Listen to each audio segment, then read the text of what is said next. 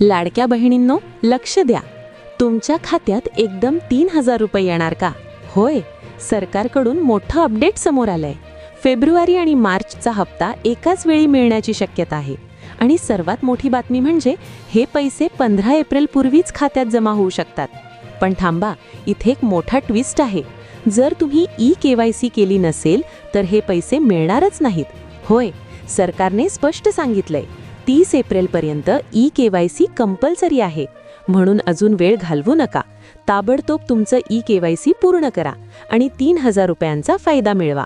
या व्हिडिओमध्ये आपण जाणून घेणार आहोत तुमचे पैसे कधी येणार आणि ई-केवायसी कशी करायची. नमस्कार बहिणींनो, तुमच्या सर्वांसाठी आज एक अतिशय आनंदाची आणि महत्त्वाची बातमी समोर आली आहे. जर तुम्ही मुख्यमंत्री माझी लाडकी बहीण योजनेच्या हप्त्याची वाट पाहत असाल तर सरकार आता तुम्हाला मोठी भेट देणार आहे.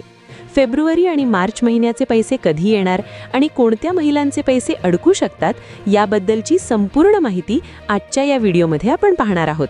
व्हिडिओ शेवटपर्यंत नक्की पहा. 2 हप्ते एकत्र.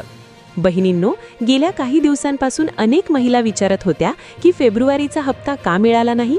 तर आता आनंदाची बातमी अशी आहे की सरकार फेब्रुवारी आणि मार्च या दोन्ही महिन्यांचे पैसे एकाच वेळी देणार आहे. म्हणजेच तुमच्या बँक खात्यात थेट 3,000 रुपये जमा होण्याची शक्यता आहे. सरकारने नवीन आर्थिक वर्षात हा निधी वर्ग करण्याचा निर्णय घेतला असून 15 एप्रिल 2024 पर्यंत हे पैसे तुमच्या खात्यात जमा होऊ शकतात. जानेवारीमध्ये शेवटचा हप्ता मिळाल्यानंतर आता या रखडलेल्या हप्त्यांमुळे महिलांना मोठा दिलासा मिळणार आहे.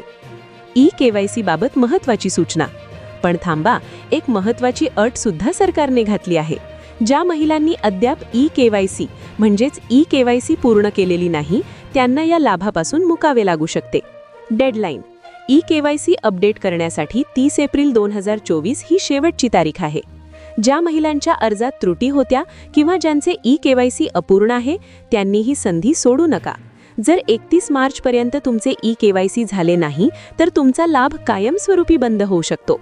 त्यामुळे जवळच्या सेतू केंद्रात किंवा मोबाईलवरून आपली माहिती तपासून घ्या.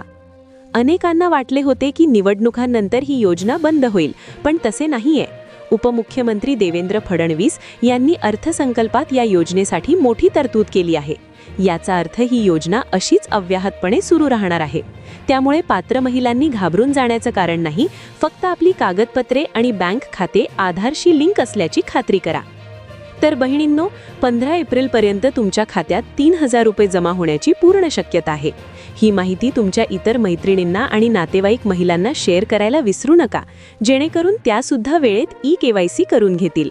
तुम्हाला जानेवारीचा हप्ता मिळाला होता का? कमेंट करून नक्की सांगा. आणि अशाच महत्त्वाच्या अपडेट्ससाठी आपल्या लाडकी बहीण अपडेट चॅनलला सबस्क्राईब करा. धन्यवाद.